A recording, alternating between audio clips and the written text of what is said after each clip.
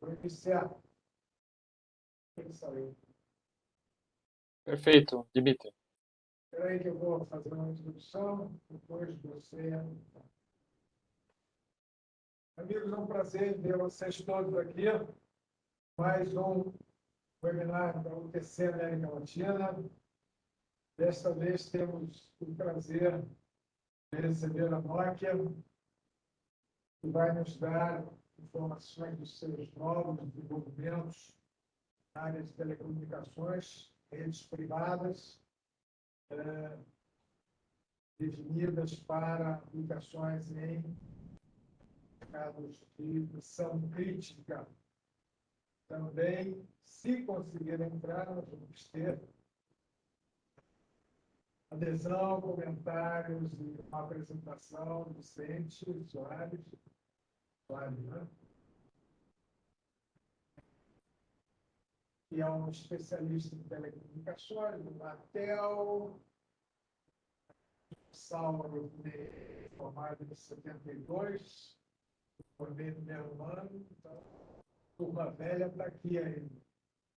É um prazer receber a Nokia. A Nokia é um associado nosso de longa data, foi do UTC, e nós tivemos essa semana uma notícia extremamente agradável para o mercado de missão crítica, de que a Anatel recuperou algumas frequências que foram licitadas em 2012, especificamente para Oi e TIM, que não tinham sido importados, ou amenizado o contrato. Existe uma possibilidade desses faixas frequências serem refocadas para outros usuários, entre os quais sistemas limitados privados. É uma faixa excelente, abaixo de 1 GB, e certamente será muito bem utilizada pelo setor de utilities, como é hoje já utilizada na Europa e em outros países. Na Europa já é utilizada na Polônia, na Irlanda, na Alemanha, França, tentando isso, Inglaterra. Então, é uma boa notícia para nós. Nesse contexto do Brasil, acho que essa palestra do Alberto e do Vicente será muito bem-vinda. Seja bem-vindo, Vicente. Se a ele tem prazer de receber vocês, vou passar a palavra na hora, fazendo bola. A CL está à disposição, quando quiserem, aqui para difundir tecnologias específicas de missão crítica. Com você agora. Perfeito. Muito obrigado, Dimitri, muito obrigado a toda o Tecal pelo convite, pela oportunidade, né, de a gente estar falando um pouco aqui, compartilhar um pouco a visão da Nokia, né, dessa evolução das redes de telecomunicações das empresas de energia, as Power Utilities, né. E acho que a ideia, como você bem falou, Dimitri, a gente vai contextualizar um pouco como a gente tem visto essa evolução e trazer para o nosso conceito aqui Brasil, né? A gente está falando aqui de Brasil e as possibilidades a gente tem, né? Como você bem falou, o Vicente, que vai fazer uma parte da apresentação mostrando todo o contexto regulatório, muito importante quando a gente está falando de redes privadas, né? E estamos falando de redes LTE, redes 5G, e todo esse conceito dentro de todo o mecanismo de SLP da Anatel. Mas antes de tudo, pessoal, eu vou compartilhar aqui uma apresentação. Um minutinho. Imagino que vocês já estejam vendo. Enfim, essa apresentação a gente tem vários slides. Eu vou nos pontos principais, tá, pessoal? Depois a gente disponibiliza todo o material, né, para toda a audiência, né, puder olhar com mais calma o material. Mas, na verdade, a gente vai contextualizar algumas coisas, né? Mostrar um pouco da visão, como a gente vê essa evolução, né, do setor de energia, as Power Utilities, como elas estão evoluindo do ponto de vista de aplicações, demandas do negócio, né? e como a gente vê que as redes de telecomunicações ajudam, né, toda essa evolução. Depois a gente vai falar um pouco, né, vai ser a parte do Vicente falar um pouco desse aspecto regulatório, e no final, depois eu volto aqui mostrando um pouco de casos de referência, casos de uso, que a Nokia tem implementado aqui no Brasil, na América Latina e no mundo, dentro desse conceito de evolução. Para começar aqui, pessoal, rapidamente, uns 30 segundinhos aqui, uma propaganda da Nokia, né? Empresa finlandesa, mais de 150 anos, acho que ficou bem conhecida quando começou a telefonia celular, né? O 2G. Hoje a Nokia, a gente trabalha ainda com terminais de telefones celulares, né? A gente ainda é um fabricante, mas hoje o negócio, o core da Nokia, né? O principal business da Nokia hoje é fornecedor de infraestrutura de telecomunicações e TI para vários segmentos verticais. Segmento de telecomunicações para as operadoras e algumas verticais, como de transporte, como de governo, a vertical de manufatura e a vertical de energia, onde a gente classifica as mineradoras, as empresas de oil and gas, né, as petroleiras, e as empresas de distribuição, transmissão e geração de energia. A Nokia, a gente é um dos líderes hoje, né, da tecnologia 5G, a gente é o líder hoje do mercado de redes privadas 4G, LTE e 5G, e a gente tem, dentro do nosso conceito, nossa missão como empresa, possibilitar as redes críticas, né, que os nossos clientes em todos esses segmentos consigam habilitar redes críticas de telecomunicações que possam atender suas aplicações de missão crítica, de business crítica, seu fundamental negócio. Né? A gente tem mais de 2.200 desses projetos. Aqui estamos falando não só de tecnologia móvel, mas também de tecnologia fixa. E uma coisa muito importante, né, que a Nokia vem trabalhando de uma forma bem consistente é a parte de inovação, pesquisa, desenvolvimento e inovação. Para isso, faz parte da Nokia, do grupo Nokia, o Bell Labs, o laboratório do Graham Bell, né, o inventor do telefone. 30 anos depois que ele inventou o telefone, ele criou o Bell Labs, que é um laboratório que vai fazer 100 anos nesse ano, que aí contribuiu bastante aí pelo desenvolvimento da tecnologia de uma forma global. Dentro do Bell Labs, a gente tem os pesquisadores do Bell Labs ganharam ao longo desses 100 anos 9 prêmios Nobel, a invenção do transistor, a invenção da comunicação por satélite, painéis solares, a transmissão por fibra ótica, laser, foram algumas das invenções que o Bell Labs fez ao longo desses 100 anos. E o Bell Labs hoje é o braço da Nokia de pesquisa, desenvolvimento e inovação que nos ajuda a olhar para o futuro de várias indústrias que a gente tem trabalhado. Dentro do segmento aqui de utilities, né, de empresas elétricas, segmento de energia, a Nokia já trabalha há 30 anos, né? A gente tem mais de 200 clientes, a gente foi um dos primeiros a colocar, migrar as aplicações de missão crítica, como teleproteção, em cima de uma rede IP/MPLS. Hoje a gente tem mais de 1.500 circuitos de teleproteção em cima dos roteadores, das suítes IP/MPLS da Nokia, conectando as subestações de energia, conectando todo o grid de energia. Trabalhamos também muito com outras tecnologias, ótica, obviamente o LTE privado, o 5G privado, enfim, a gente tem aí um track record aí de mais de 30 anos dentro do segmento. Desses 200 clientes aqui, o mapa, não estão todos aqui, mas alguns dos principais clientes, né, que nós trabalhamos. Aqui no Brasil, temos com muito orgulho trabalhando com a Neoenergia, com a Enel, com a Taesa, com o Grupo Equatorial, com a Light, com o Furnas, a STT e outras. Né? E na América Latina a gente também tem mais de 30 clientes aqui que a Nokia vem trabalhando com as nossas soluções de redes críticas. Né? Falando aqui, entrando aqui propriamente na apresentação, né, do tema, né, falar um pouco dessa evolução, né, os desafios, né, que as empresas de energia têm enfrentado e vão enfrentar para o futuro. Como eu falei do Bell Labs, o Bell Labs, ele, há 4, 5 anos, ele fez um estudo chamado FutureX, que ele mais ou menos estudou ou desenhou qual que seria a evolução da tecnologia do ponto de vista de infraestrutura de redes e de aplicações para vários segmentos verticais, segmento de energias, power to estavam dentro desse estudo. É um estudo público, né? Eu os convido a entrar no site da Nokia, procurar por esse estudo FutureX do Bell Labs, e qualquer um pode baixar, e é bem interessante, ele dá uma visão muito interessante, mirando daqui para 10 anos, né? Olhando para daqui 10 anos do futuro.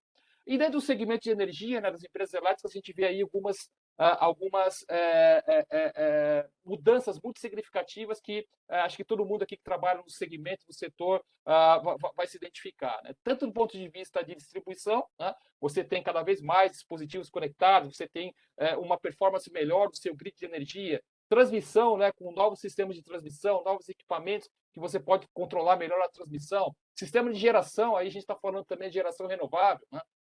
Geração eólica, geração solar, sistemas de geração distribuída, né, que vão fazer o papel do prosumer, né, do consumidor, que não vai ser só um consumidor, mas também vai estar vendendo energia, né, para as empresas elétricas, né, energia gerada pelos seus painéis solares, o teto da sua residência, e a parte também de novos negócios, né, que estão sendo gerados, novas aplicações, né, tanto do ponto de vista da transformação digital, cada vez mais a digitalização de todos os processos, de todos os mecanismos de controle de uma empresa elétrica, como também a parte de novos negócios, né? Qual vai ser o impacto, por exemplo, da eletricidade, né? do sistema de transporte, dos carros elétricos, qual vai ser o impacto dessa geração distribuída de energia. Então, tudo isso são inovações, desafios e também oportunidades que as empresas elétricas vão enfrentar, mirando, né, olhando esse frame, né, de 10 anos de implementação. O Bell Labs ele desenhou basicamente ele vê como um caminho de evolução para as empresas de energia, para as utilities, nessa transformação, né, mirando esses 10 anos aí, de 3 pilares, né? Basicamente, um pilar que é a digitalização de tudo que interessa, a parte de rede, conectividade e computação cada vez maior, e a parte de plataformas digitais, né? Então, a digitalização de tudo que interessa, basicamente, é você, através de mecanismos de IoT, através de mecanismos de conectividade, você ter os dados, né, de todo o que for possível do que faz controle do seu grid de energia. Seja um medidor de energia, seja um religador, seja um banco de capacitores, seja um sensor que faz o controle de falhas, enfim, seja uma câmera para fazer uma segurança de uma subestação de energia, enfim, tudo que puder ser conectado, ele vai ser conectado, e além de conectar, esses dados vão gerar informação, né? Esse é o primeiro pilar. O segundo pilar é essa parte de redes, né? Então, cada vez mais que as aplicações são necessárias serem desenvolvidas, serem aplicadas dentro de uma empresa de energia, você tem diferentes requerimentos, né, para cada uma dessas aplicações. Se a gente está falando, por exemplo, de uma conexão do medidor de energia, você pode, a cada 15 minutos, coletar essa informação, ou a cada um dia coletar essa informação. Você não tem um requerimento de latência, né, de uma rapidez na velocidade da coleta da informação. Se você está falando no sistema de teleproteção, é o contrário. Você precisa ter latências ali 2 milissegundos, 3 milissegundos, para o sistema de teleproteção poderem funcionar de acordo e você conseguir isolar uma falha, por exemplo. Se você está falando de uma câmera 360 graus, uma câmera 4K, você tem requerimentos de latência muito alto, né? Perdão, você tem requerimentos de transmissão muito altos, né? A gente está falando de 5 megabits por segundo, 15, 20, 25 megabits por segundo, até numa câmera 360 graus. Então, tudo isso traz desafios, né, com que as empresas de energia precisam lidar com esses diferentes requerimentos que cada aplicação vai demandar. E, obviamente, isso tem um impacto nas redes de telecomunicações das empresas. E o último pilar, esse pilar da digitalização, das plataformas digitais, né? Onde todo o mundo físico, né, a tendência de várias indústrias é que todo o mundo físico, né, todos os dispositivos, equipamentos, sensores sejam digitalizados, né, e você emule esse mundo físico numa plataforma digital. É o chamado conceito de digital twins, né? Então, aonde você vai poder fazer simulações, testar novos casos de uso, novas aplicações, primeiramente na plataforma digital, e depois que você fizer o máximo possível desses ensaios, você leva para o mundo físico, diminuindo custos de desenvolvimento, diminuindo custos, tempos de implementação, né? Existem algumas indústrias que já estão bem adiantadas, né, desse conceito. Por exemplo, a Petrobras ela já tem, nesse conceito de Digital Twins, uma plataforma de petróleo e uma refinaria completamente digitalizada dentro dessa plataforma de Digital Twins, né, de gêmeos digitais. Então, é onde ela faz testes, simulações, ensaios de todas as aplicações dessa plataforma digital e depois ela leva para o mundo físico. Isso também vai acontecer à medida do possível, do tempo, também para as empresas de energia, nessa visão aí do Bell Labs de evolução. Tá?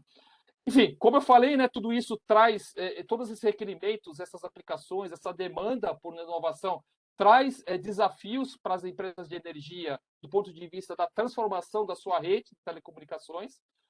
Então, se a gente vê aí um histórico, né, começando aí década de 80, com a partir da automatização, cada vez mais do controle do sistema de energia, a gente teve tecnologias como TDM, como PDH, SDH, que até hoje são implementadas, né, em várias empresas, mas é uma tecnologia legada, que ela já praticamente ela não tem mais evolução, ela não tem sequer chips para você, desenvolvedores de chips para você continuar com a tecnologia. Então, a partir do momento que surgiam as tecnologias IPs, né, você trocar todo aquele mecanismo, toda aquela protocolos das suas aplicações, dos seus dispositivos se comunicando por TDM, se comunicar em cima da tecnologia IP, surgiu protocolos como MPLS-TP, o IP-MPLS, que tem suas vantagens, suas desvantagens, né? Mas a gente vê a tecnologia IP-MPLS baseada em tecnologias de transmissão ótica como um futuro mais assegurado para essa evolução. E depois disso a gente vê as tecnologias de banda larga móvel, né, como as tecnologias celulares, o LTE, o 5G, como as tecnologias de conectividade da última milha. Então a gente vê essa transformação acontecendo, né? Isso está acontecendo com várias empresas de energia, na Europa, nos Estados Unidos, na Ásia e também aqui na América Latina, né?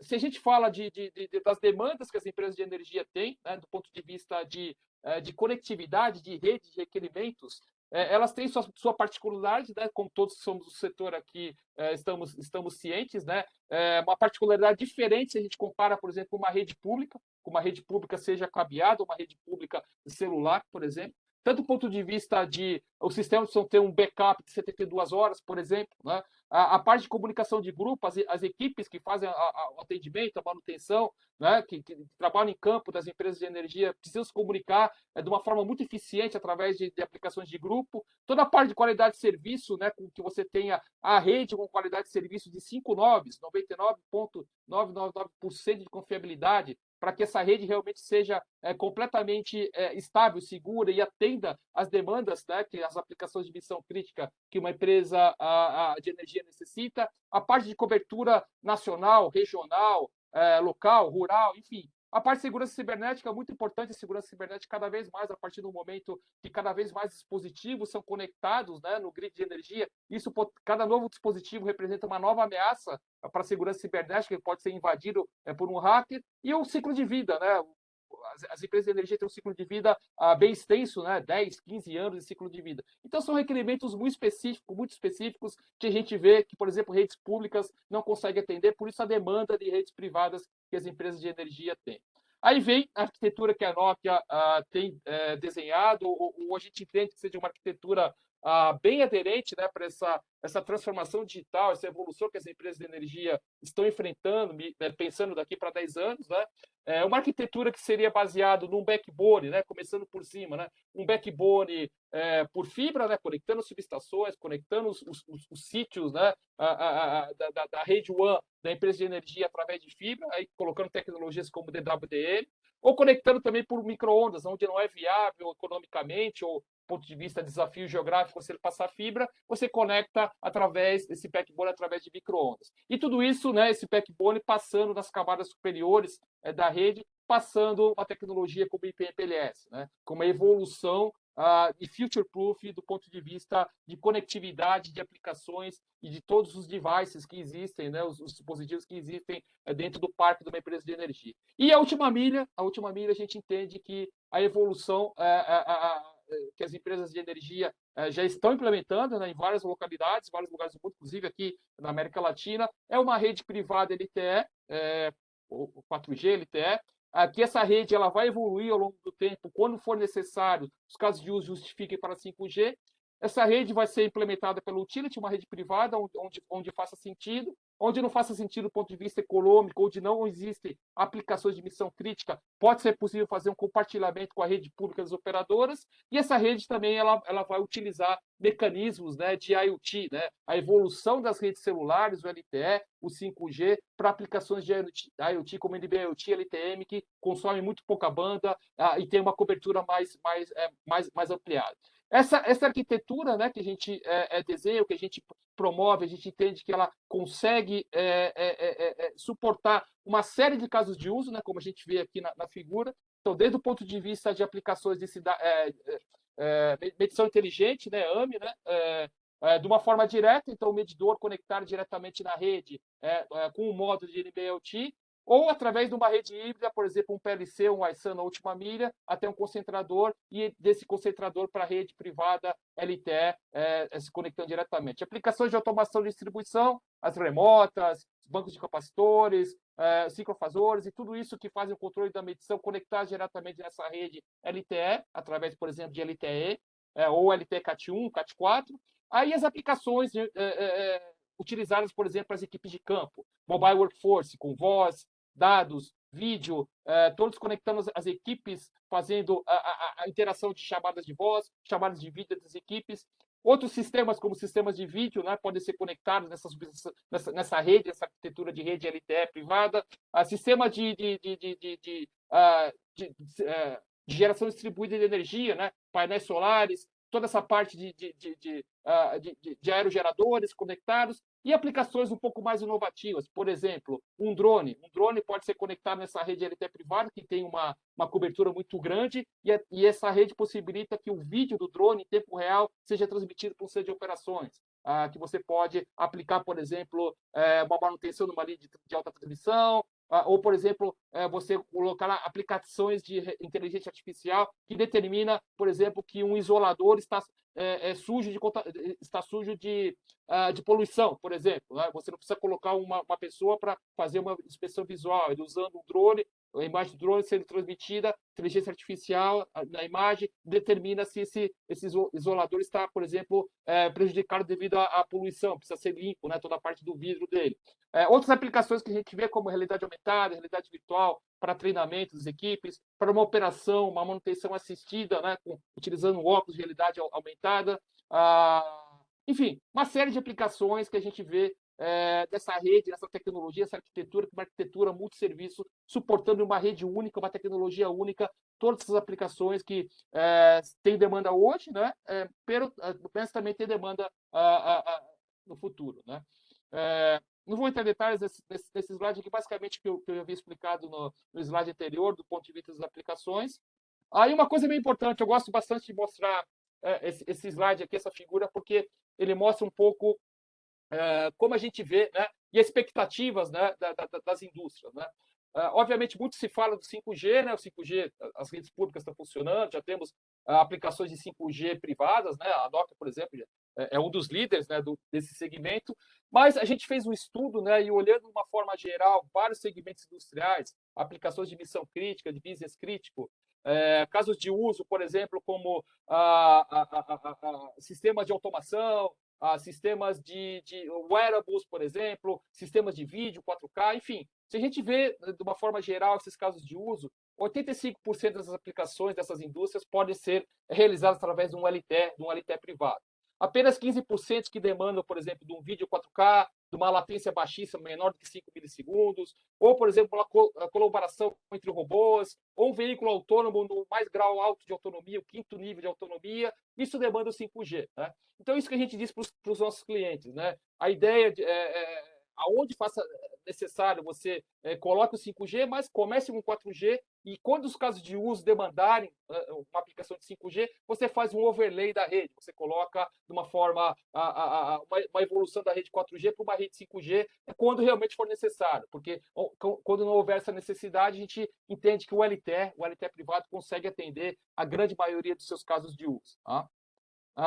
Falando nisso, agora eu passo a palavra para o nosso convidado, com muita alegria aqui.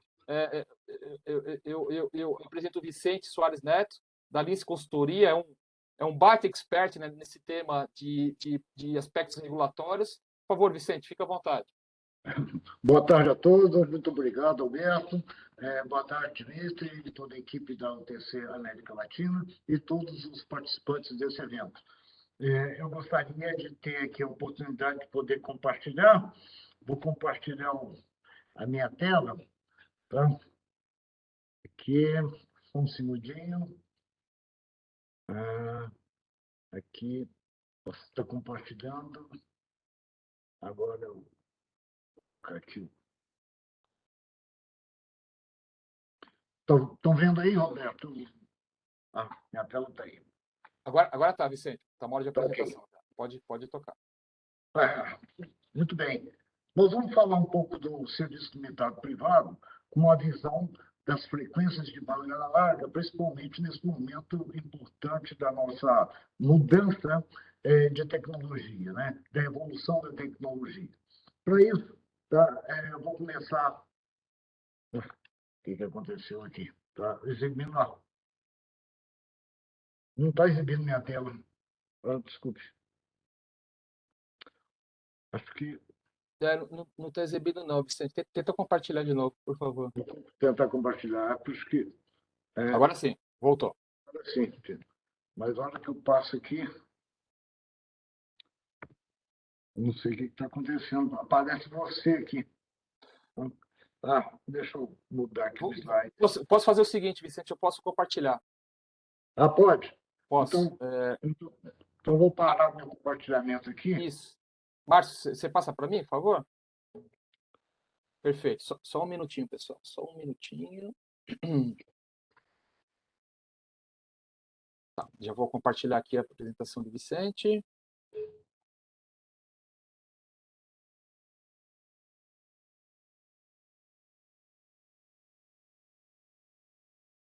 Vocês estão vendo, né? Perfeito. Roberto, muito obrigado aí. Vamos colocar falar sobre as nossas especialidades aí, né? A fundação da nossa empresa nós temos 35 anos, nós somos especialistas em assuntos regulatórios da Anatel, RF Planning e laudos radiométricos calculados. Tá? Perfeito? Agora pode passar para outra. Mas muito bem. Considerações iniciais. Eu costumo iniciar uma palestra dessa natureza dizendo que frequência é um bem finito. E a gente exemplifica isso com a figura de metáfora, como a gente pudesse estar num campo de futebol vazio, junto com um amigo, cada um atrás de um gol. Se houver uma comunicação entre esses dois amigos, os dois vão poder escutar essa comunicação vinda de um para o outro. Mas se o estádio estiver cheio, nós não vamos conseguir utilizar a comunicação. Então, por isso que eu enfatizo o caso da frequência como um bem finito. E desde o início das telecomunicações, e isso tem sido uma constância, os especialistas da área têm buscado aumentar a capacidade de canal. Tá? Aquela famosíssima equação de Shannon.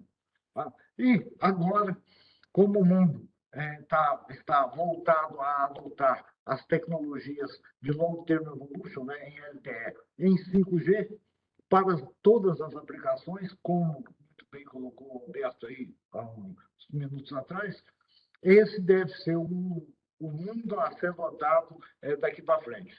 E eu não poderia deixar de ponderar que, durante todo esse processo, a Anatel, que é a Agência Nacional de Telecomunicações no Brasil, nos últimos anos tem desenvolvido ações muito importantes para que as empresas que utilizam o serviço limitado privado, o uso privativo das frequências, possam ter a cada dia que se passa maior quantidade de banda e maior quantidade de frequência. Por favor, Alberto. Bom, aqui nós fazemos um pequeno resumo, tá, das frequências que estão em estudo e já disponíveis no Brasil. A primeira delas é a frequência que a gente denomina de 410 MHz. Tá?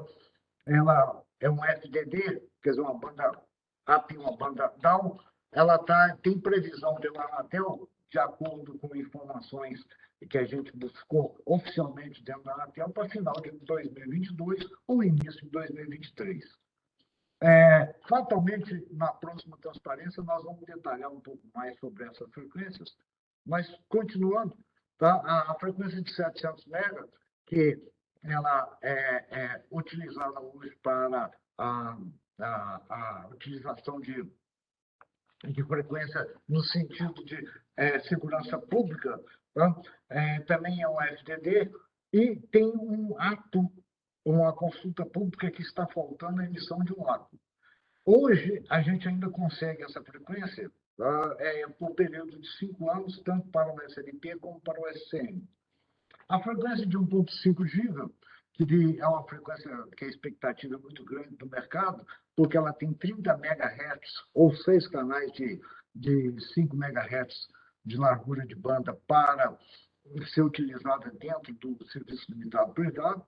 A previsão está para meados até o final desse ano a acontecer. Está faltando ainda o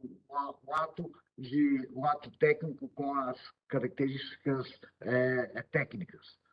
A frequência de 2.3, né, onde nós temos aí 2.390 a 2.400, 100 MHz para o serviço limitado privado, já está disponível, tá? Para ser utilizado.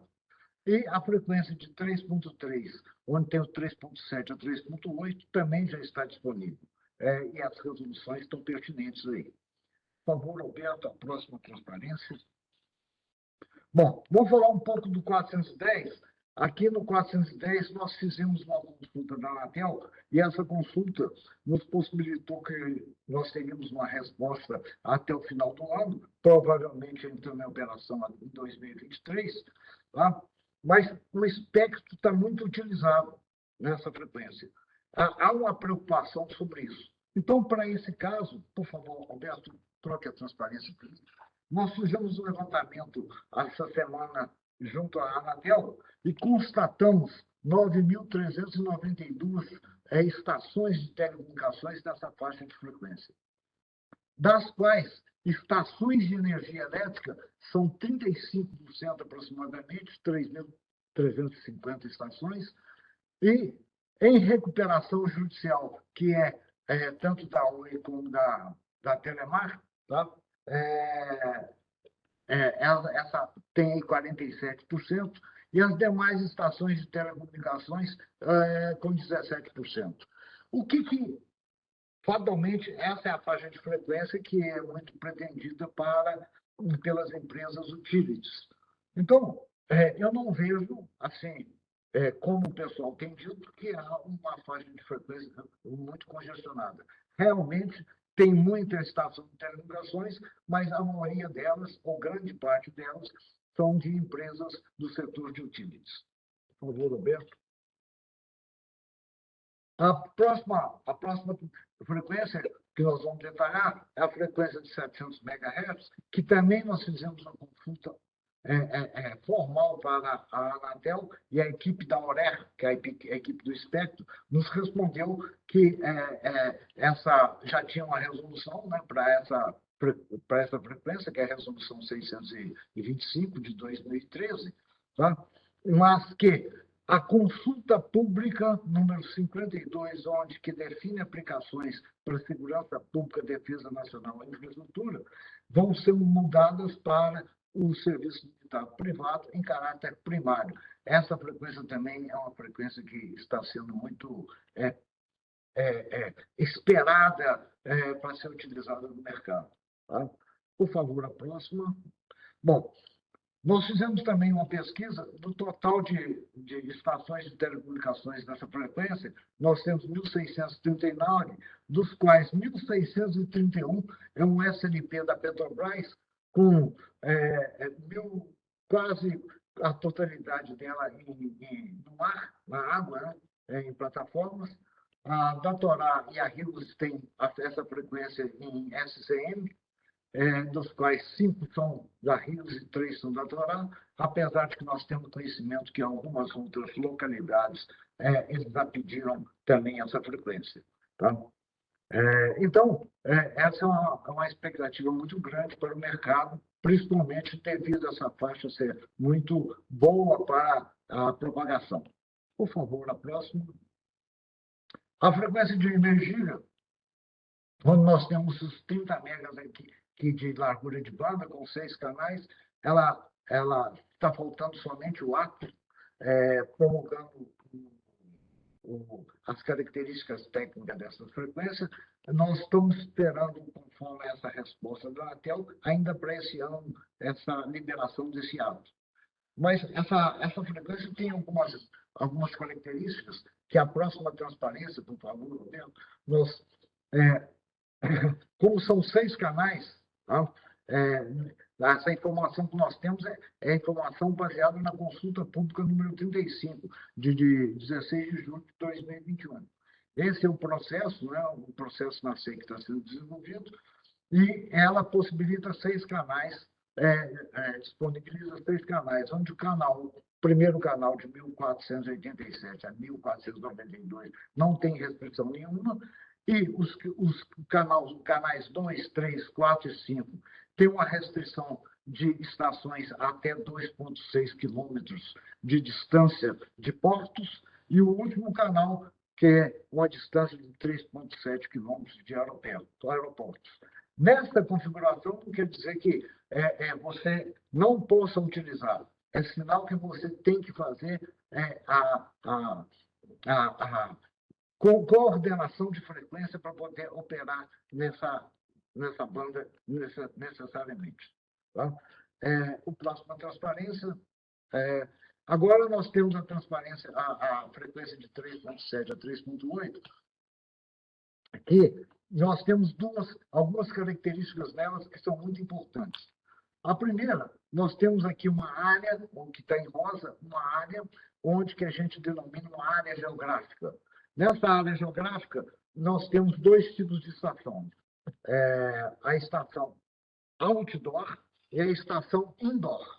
A estação outdoor tem algumas limitações, como potência, com 26 dBm de potência da estação nodal, o ENODB, a estação móvel também na estação terrena outdoor, com a mesma potência de 26 dBm. A altura máxima do sistema só pode chegar a 6 metros. E a banda de frequência outdoor 50 MHz, e preferencialmente tem que estar confinada àquela propriedade que é a nossa área cor-de-rosa aí na transparência. Nessa mesma área, nós temos um prédio com estações indoor. Tá? As características da estação, de potência da estação indoor, é um pouco maior, com 30 dBm, que é 1 watt. Tá? A potência da móvel é a mesma da móvel outdoor, e preferencialmente indoor. Agora, nós temos algumas limitações para a utilização dessa frequência. Nós podemos ver que nós temos uma estação terrena, que é aquela que está ligada ao satélite, e a estação outdoor, se ela estiver operando na frequência de 3.800 a 4.200, se nós tivermos estações terrenas operando na faixa de 3.800 a 4.200, nós temos que ter essa estação outdoor a 400 metros de distância. Se a estação terrena estiver operando entre 3.700 e 3.800 MHz, nós temos que ter essa estação outdoor a 10 quilômetros de distância. Da mesma forma, nós temos, se a estação terrestre indoor estiver a distância de 4.100 metros da borda, né? A estação terrena estiver a 400 metros da borda, nessa frequência de 3,8 a 4,2 GB. E a 1.000 metros na frequência de 3,7 a 3,8. Então, uma certa limitação. Por favor, Roberto. Bom, então, as considerações que eu faço nesse momento são as seguintes. Para qualquer novo projeto, mesmo que esteja em fase de planejamento, é importante que haja uma pesquisa de frequências livres no espectro para evitar que a coordenação de frequência seja muito trabalhosa. Mas sempre haverá a necessidade de realização de coordenação de frequência. Tá? Verificar sempre, dependendo da frequência e da legislação, a necessidade de laudos radiométricos para as estações. E a última transparência são os meus agradecimentos e meu contato. Estou à disposição de vocês para qualquer eventual questionamento. Muito obrigado a todos. Excelente. Muito obrigado, Vicente. Retomando aqui, acredito que vocês estão vendo minha apresentação, correto? Enfim, antes de eu entrar na última parte aqui da nossa apresentação, novamente agradecendo o Vicente pela aula, né, por todos esses aspectos regulatórios, né, e uma consideração particular minha, enfim, comparado com o que a gente tinha há 5, 10 anos, ou até mais, né, que sempre foi um pleito muito grande da indústria, né, do segmento de utilities, não só de utilities, mineração, enfim, basicamente vários segmentos industriais de ter espectro que possibilita, da Anatel conceder espectro que possibilitasse você colocar aplicações de banda larga móvel, como LTE, como 5G, nós tivemos um avanço muito grande nos últimos 2, 3 anos. Eu acho que a gente parabeniza a Anatel, acho que é uma tendência global que a Anatel está seguindo muito bem. Eu acho que eu não fiz essa pesquisa, mas eu acho que se a gente fizer uma pesquisa aí com os órgãos reguladores de telecomunicações aí dos vários países, com certeza nos últimos 2 anos a Anatel foi o órgão regulador que mais liberou espectro privado no mundo, né? E a gente tem bastante opções de espectro aqui. Claro, é o ideal. Há possibilidade de crescer, existe uma limitação muito grande, por exemplo, essa faixa do 5G para aplicações outdoor, estamos esperando aí, né, ser realmente homologado 410, o 1500, mas o 700, né, como SLP, né, mas é um avanço muito grande. Eu acho que isso possibilita realmente um grande crescimento, né, de todos os segmentos industriais, inclusive o segmento das utilities, utilizar esse espectro das suas aplicações. E só um parênteses, né, de todo esse espectro, né, todas as possibilidades de rádio, essas frequências SLP, né, redes privadas que o Vicente explicou, a Nokia hoje a gente tem equipamentos, a gente suporta todas essas frequências, o 410, o 1500, o 700, o 2300, o 3.7, então a gente consegue ajudar os nossos clientes que têm uma demanda de localizar, de colocar suas redes privadas utilizando esse espectro privado disponibilizado pela Anatel. Tá? E aqui, para terminar, né, eu vou dar uma acelerada, pessoal, porque a ideia aqui da última parte é mostrar casos de referência que a gente tem, casos de estudo, falando um pouquinho do portfólio, mas a gente também quer abrir um espaço para perguntas e respostas, né, como o Dimitri falou no começo da apresentação. Então, eu vou dar uma acelerada aqui, pessoal, para permitir que vocês façam suas perguntas e a gente consiga aproveitar mais o tempo. Mas, de um ponto de vista de portfólio, né, isso aqui, vamos dizer, é um slide que resume o portfólio total da Nokia dentro do segmento de empresas de energia. Então, desde o ponto de vista da última milha, com LTE privado, 5G privado, redes GPON, né, redes óticas, em algumas utilities que têm fibra chegando na casa dos seus clientes, né? Toda a parte de transporte, né, do backbone da rede. Então, temos roteadores, switches, né, IP, PLS, temos switches Ethernet, temos equipamentos óticos de alta capacidade, como DWDM, e a parte de aplicações. Então, além da parte de conectividade, de rede, de hardware, a gente também tem uma área de software muito ativa que desenvolve muitas soluções, desde soluções de vídeo analytics, desde soluções de segurança cibernética, né, para a prevenção de ataques de DDoS, para a parte de política de compliance, para a gestão de identidade de acesso dos usuários da rede, focando muito na rede de OT, na rede de automação, plataformas de IoT, gestão de dispositivos, a gestão de dados, analíticos, solução de push-to-talk, push-to-vídeo. Então, por exemplo, para substituir aquele rádio trunking por uma aplicação em cima de uma rede LTE privada, pode ser em cima de uma rede LTE 5G pública, pode ser até em cima de uma rede Wi-Fi. Você tem uma aplicação que, utilizando o smartphone, Android,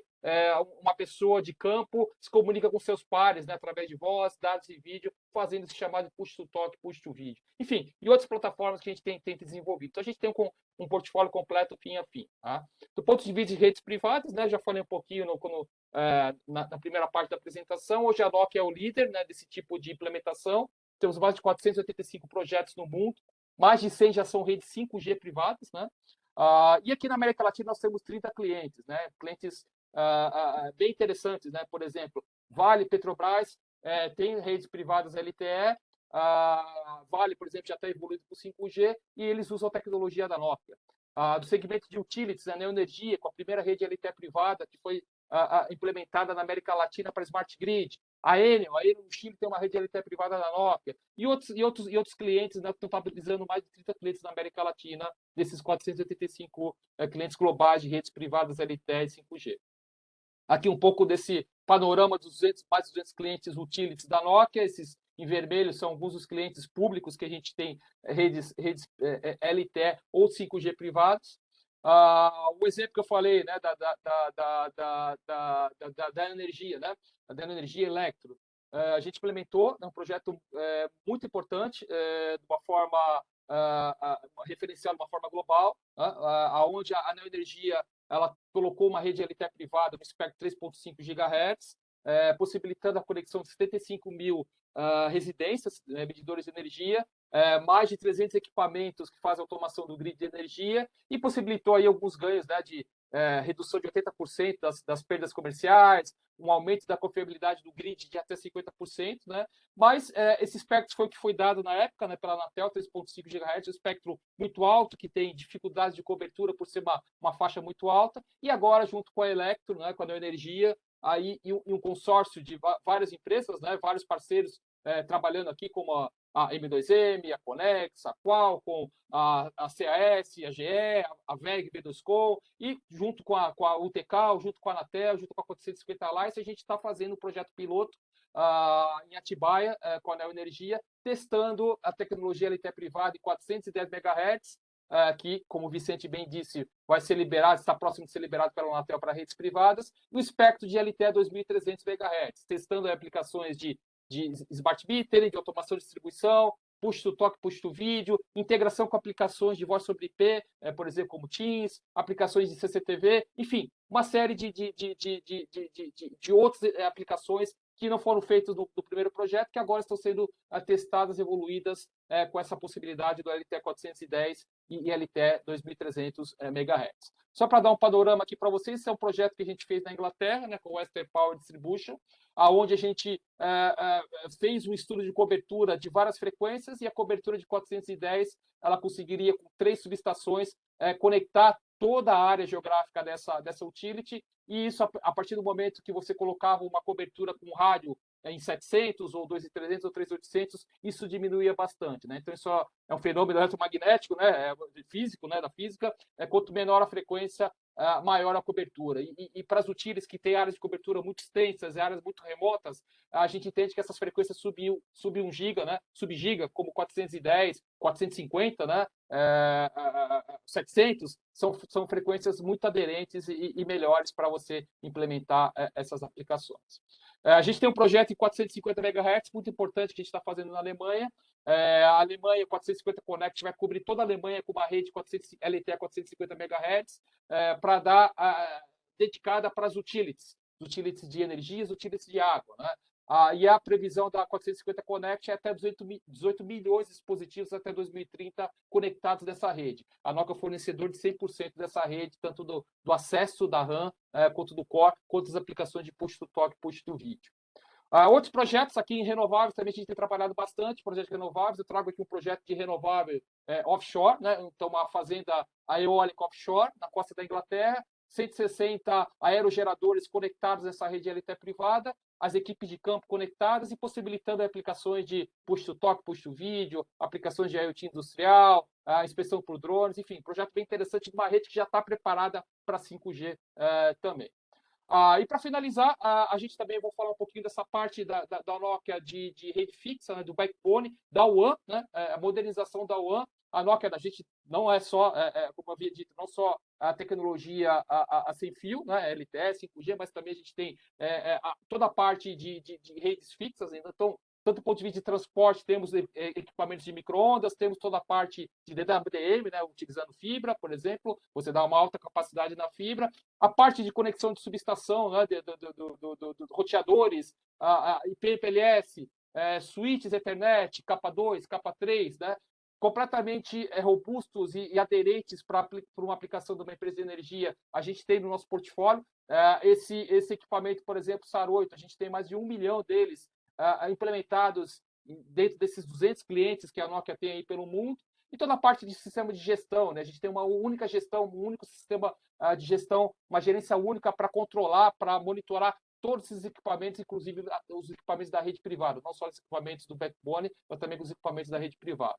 Aqui um exemplo do equipamento que a gente faz, a gente possibilita uma rede multisserviço, então, através desse nosso roteador IP MPLS, instalado na subestação de energia, ele permite aplicações como chamadas de capa 3, né, como vídeo, dados, telecontrole, SCADA, IEC 61850, mas ele também tem, de uma forma opcional, cartões, né, possibilidades de interfaces legadas. por exemplo, sistemas de teleproteção, sistemas de contatos de alarme seco, sistemas de escada a legado, capa 2, analógicos, né? Então, ele possibilita, em cima de uma mesma rede IPMPLS, o transporte de todas essas aplicações. E foi um exemplo dos projetos mais recentes que nós fizemos, um projeto muito grande com a Empresa Elétrica de Quito, que é uma distribuidora da região metropolitana de Quito, no Equador, onde a gente conectou, né, esse equipamento em 42 subestações de energia, possibilitando aplicações de teleproteção, escada, sistemas IEC 68150, CCTV, em cima da mesma rede, IP/IPLS,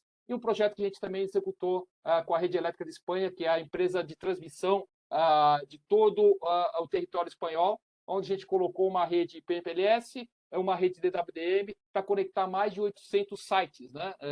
Entre subestações, prédios corporativos e toda a infraestrutura que a Rede Elétrica de Espanha utiliza para fazer o monitoramento das suas redes de transmissão. Tá? E, por fim, último slide aqui, a gente tem um laboratório focado no segmento de energia, o laboratório fica em Dallas, onde tem todo o nosso portfólio está à disposição para a gente fazer demonstrações no local, em Dallas, ou demonstrações remotas, né, com os clientes de uma forma remota, para fazer testes, provas de homologação dos equipamentos da Nokia, com os equipamentos que vão ser integrados à tecnologia Nokia, e a gente convida os nossos clientes, sempre que possível, para participar dessas sessões do nosso laboratório de energia que está localizado em Dallas. Então, basicamente é isso, pessoal. Abrindo agora para as perguntas, né?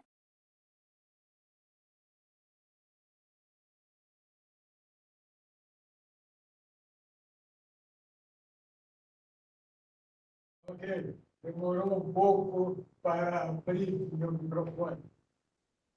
Espero que todos estejam escutando bem. Agradeço também enormemente ao Alberto, ao Vicente, clientes das apresentações. Eu tenho algumas perguntas aqui e outras curiosidades minhas. Vamos lá. Eu tenho duas perguntas aqui a respeito da faixa de 250. Como vocês sabem, no Brasil, nós temos disponibilidade de SLP, faixa de 250, para ITE, fornecedores, vou até citar nomes, Nau, TCL, citar nomes, troca local. É óbvio que não é 3GPP, nessa faixa de 250. E mais um detalhe, é que, dependendo do local do Brasil, pode não ter 9.000 usuários naquela faixa, mas em Minas Gerais, se eu não me engano, não há nenhum canal na faixa de 250, e todos estão ocupados com a Vale. Como que vocês veem, primeiro, como a Nokia vê essa faixa, a sua possibilidade de utilização, e o Vicente, como ele vê essas ocupações, quer dizer, não adianta, nós sempre falamos, queremos uma faixa de 410. A Anatel diz, temos 410, 415, 425 e tal, volta, e não tem. E 9.000 empresas lá, quem vai tirar? A mesma coisa com 150. Está tudo bem, não é no país inteiro, mas em alguns estados estão bastante ocupados. Como é que vocês veem essa solução? Quer começar, Vicente? Roberto, pode falar você na parte técnica, que a minha é rápida. Tranquilo. Não, 250 é uma alternativa, mas como você disse, né, Dimitri, não é uma faixa 3GPP. A Nokia, a gente, dentro de uma premissa de desenvolvimento de tecnologia, a gente trabalha com tecnologias abertas, né, onde tem um ecossistema aberto, e o que regula, né, as tecnologias celulares é o 3GPP, desde o 2G até agora o 5G. A gente entende que por que a gente trabalha com tecnologia 3GPP? Justamente por causa do ecossistema, para os nossos clientes não ficarem, por exemplo, presos num único fornecedor ou pouquíssimos fornecedores dessa tecnologia.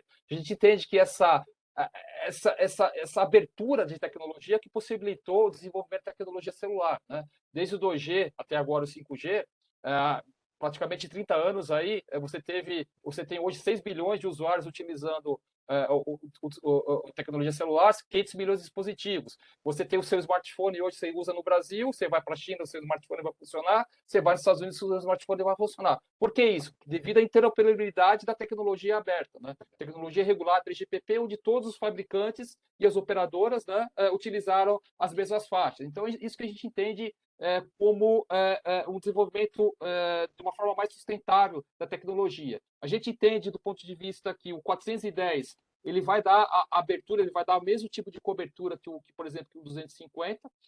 E sobre a ocupação do 410, né?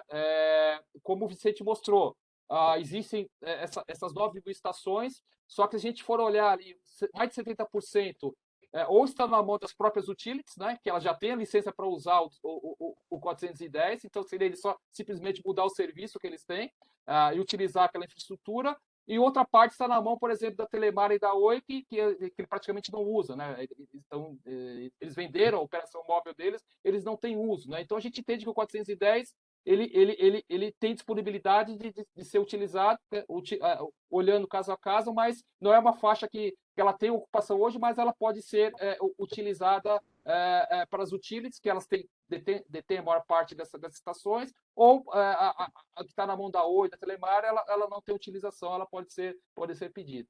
Não sei, Vicente, se você concorda com essa visão. Você está no mudo, Vicente. Atirei. Por favor, desculpe. Eu concordo exatamente com a sua visão, mas eu gostaria só de acrescentar o seguinte. Eu falei do 410, mas dia 6 de setembro saiu uma notícia do 450, que a própria Anatel tinha revogado a utilização dessas licenças para as empresas operadoras do serviço móvel pessoal. Tá? Saiu até no Teletime, no Telesíntese e tal. Então, eu vou dar a minha opinião com a visão de futuro. Da mesma forma que aconteceu com o 3.3 a 3.8, onde que uma grande faixa de frequência foi uma parte destinada ao serviço limitado privado e a outra parte destinada ao serviço móvel pessoal, eu acredito, isso é um pensamento meu, tá? Pela experiência que eu vivi internamente dentro da Anatel, como funcionário da Anatel, e muitos anos fora, que a faixa de frequência de 410 a 450, e eu não tenho nenhuma informação oficial a respeito disso, eles vão utilizar a união dessas duas faixas para poder atender o mercado com frequência sub-giga com mais propriedade. Não, e só aproveitando, né, esse projeto que nós estamos fazendo com a Neoenergia em Atibaia, onde tem, né, sendo conectado utilizando o LTE-410, o chipset foi desenvolvido pela Qualcomm e os módulos desenvolvidos pela Telit, por exemplo, eles suportam a faixa de 410, 450 e também de 700 MHz, né? Então isso vem a calhar aí, né, com essa liberação do 410, que sai daqui a pouco a Anatel também libera 450 para SLP, e o 700 também, que vai ser liberado uma parte para SLP. Então, vai ter uma flexibilidade muito grande, né, de uso dessas frequências. E eu acho que as empresas que utilizam redes privadas, acho que quanto mais espectro, melhor, né?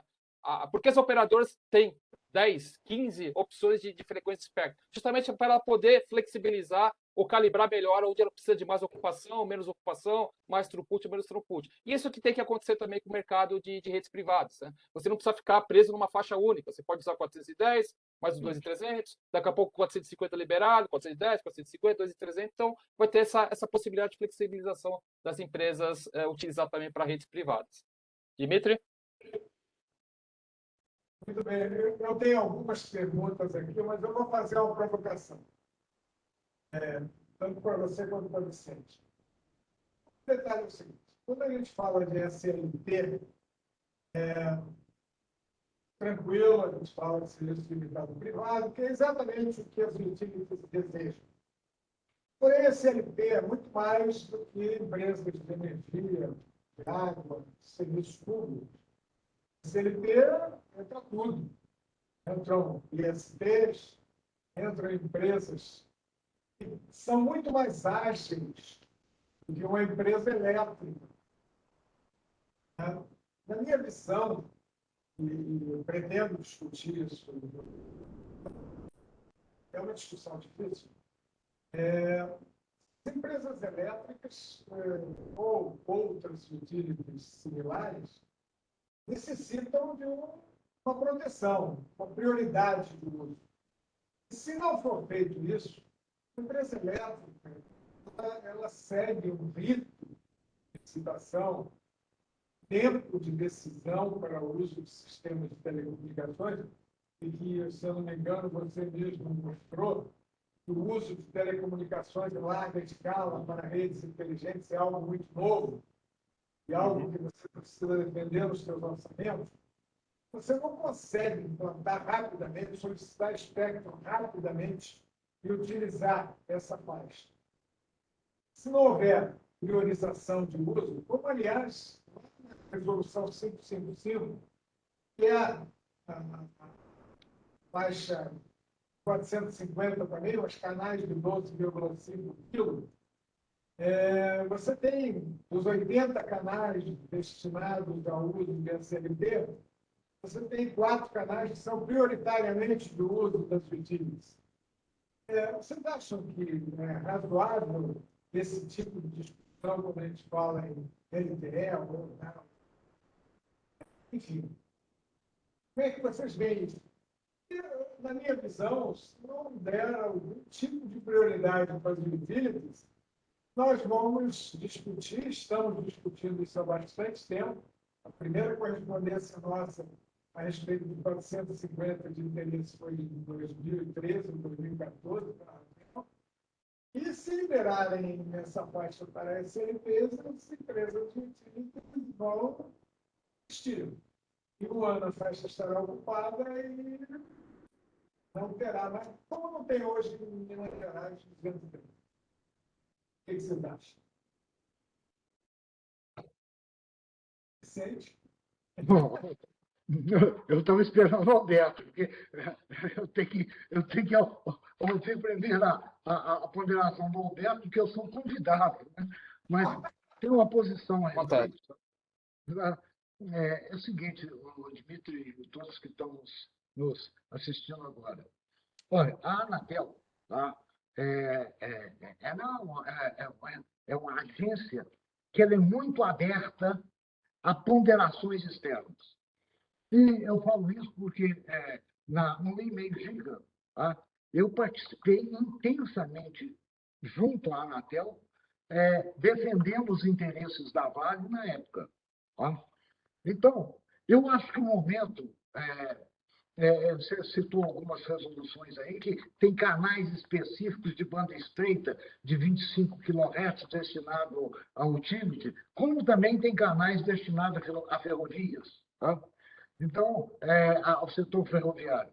Eu acho que o momento, sabe, é importante que uma UTC, em conjunto com as suas filiadas aí no Brasil, possam sentar junto com a Anatel para poder delimitar uma situação de contorno nesse momento em que as frequências de 410 estão a ponto de sair e a frequência de 450 poderá vir muito rápido, porque isso já está muito maduro dentro da Anatel. Tá? Eu acho que isso é importantíssimo. Eu também concordo. Acho que se você tivesse dedicado, né, já uma frequência específica para as utilities, acho que iria facilitar bastante. Porque do jeito que está hoje, quem chegar primeiro leva, né? Do jeito que é hoje a legislação, pelo que eu entendo, né? A empresa que pedir na sua área de ocupação SLP, ela tem o dado pela Anatel, ela vai ter o acesso primário, né? A gente vê outros países que estão acontecendo isso, né? Eu dei o exemplo do projeto que a NOC está participando, 450 Connect na Alemanha, né? É o 450 MHz dedicado para o serviço de utilities, né? Faixa B31 3GPP só para utilities, de água e de energia. Na Irlanda também, você tem 3 MHz, 3+3 em 410 dedicados para o serviço de utilities, né? Na Polônia também, enfim, eu acho que isso ajudaria o setor, né? E eu coincido aí com a opinião do Vicente, acho que é uma tarefa, acho que bem interessante, né, para o TECAL, junto aos afiliados, e conte com a gente também levar esse pleito junto na Anatel. Tenho várias perguntas aqui, vamos lá. O Vivaldi, da Celplan, deve concorrer, sente. Pergunta a seguinte: a frequência de 2,3 GHz é DDD. Como vai ficar a sincronização com as operadoras quando elas ativarem LTE ou 5G em Atibaia? Se eles implementarem 5G, não vai ser necessário mudar o POC de LTE para 5G? Continuando, para serviços de missão crítica, existe risco de interferência do Wi-Fi em 2,4, os equipamentos 2,39 GHz, quando esses estiverem próximos dos usuários do Wi-Fi?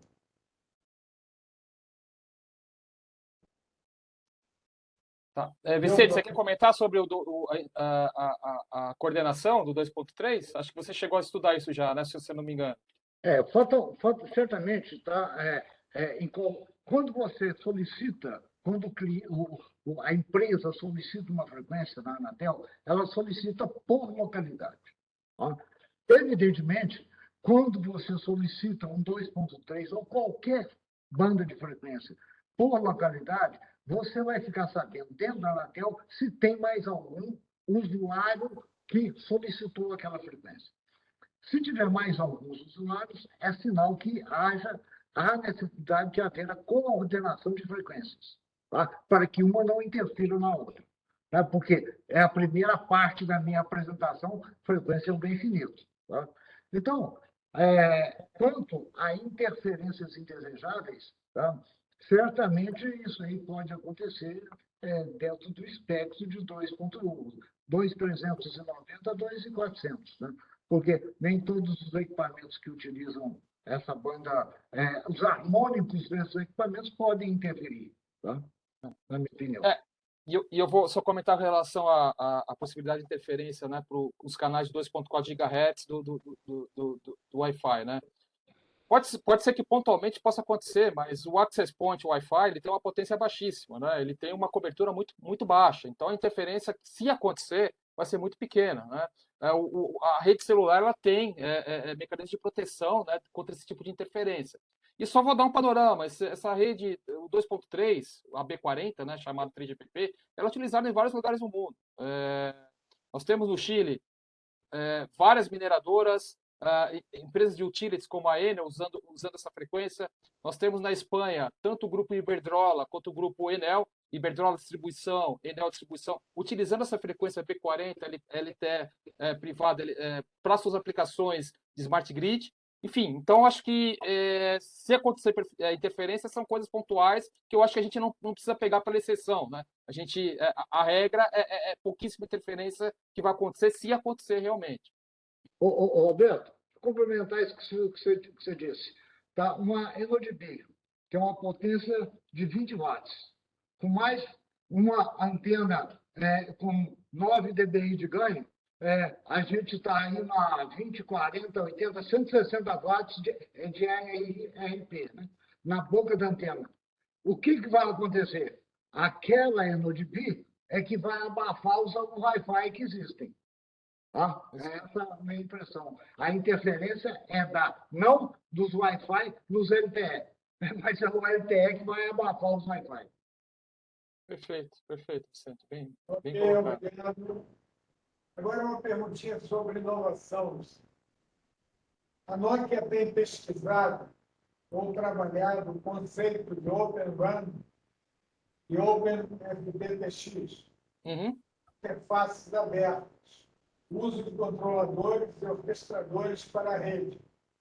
Qual é o status de estudos e roadmap da Nokia?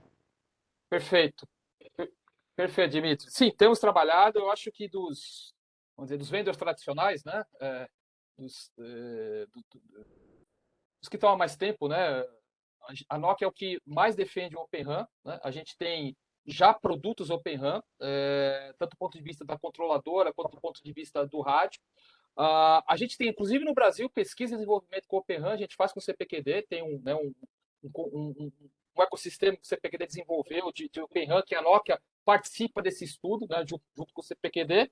Agora, o status que a gente entende do Open RAN, que ainda vai demorar um pouquinho para você ter, de uma forma comercial, grandes deployments do Open RAN, porque a quantidade de coordenação que precisa ter entre todas as camadas, né, da arquitetura do Open RAN, não está completamente especificada pelo 3GPP ou pela Open RAN Forum, né? E isso ainda está sendo especificado entre os diversos players da indústria, mas definitivamente a resposta sim, já temos Open RAN, já estamos trabalhando e suportamos e promovemos essa tecnologia. Bom, uma pergunta interessante aqui, aliás, são duas, e eu vou juntar, sobre segurança. O tema de segurança cibernética cada vez mais vem ganhando atenção dentro do segmento de energia, ou utilities. Como a Nokia tem visto a evolução do mercado e se tem soluções para esse segmento? E aí tem mais uma pergunta que é no mesmo sentido. Uhum.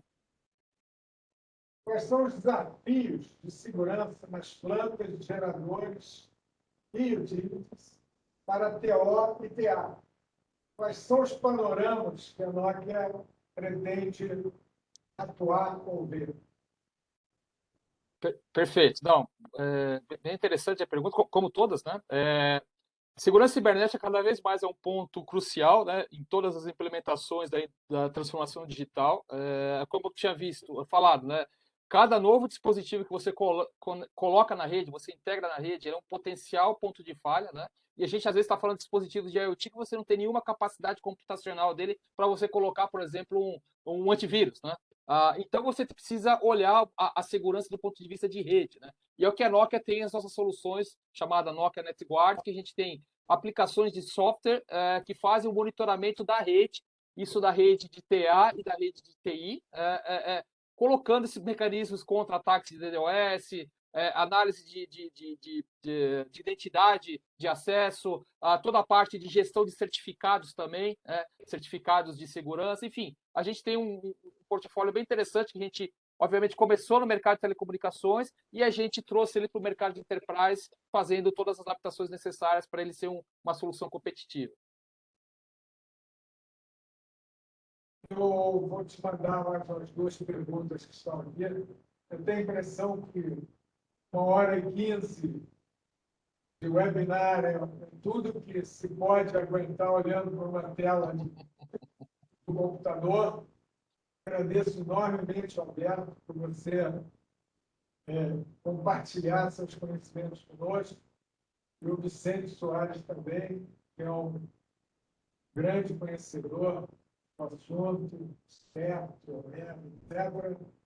E que certamente convidaremos para participar de outras discussões da UTCAN. Muito obrigado e pode se dirigir ao público. Perfeito, Dimitri. Mais uma vez, agradeço ao TECAL pelo convite, pela oportunidade, e a todos que assistiram, né? A gente está à disposição, né, para qualquer pergunta, qualquer interesse, enfim. E obrigado também ao Vicente por ter abrilhantado aqui a Eu sessão. que agradeço. Eu agradeço a todos também, a você, Alberto, e um abraço ao Dimitri. Bom, nós tivemos aproximadamente 70 pessoas assistindo nosso webinar. Eu diria que é um número bastante alto para esses tempos de, espero eu, pós-pandemia, né? Mas é sinal de que despertamos muito interesse, vocês foram brilhantes. O TCAL agradece a participação. Muito obrigado, vamos encerrar. Obrigado, pessoal. Um abraço. Então,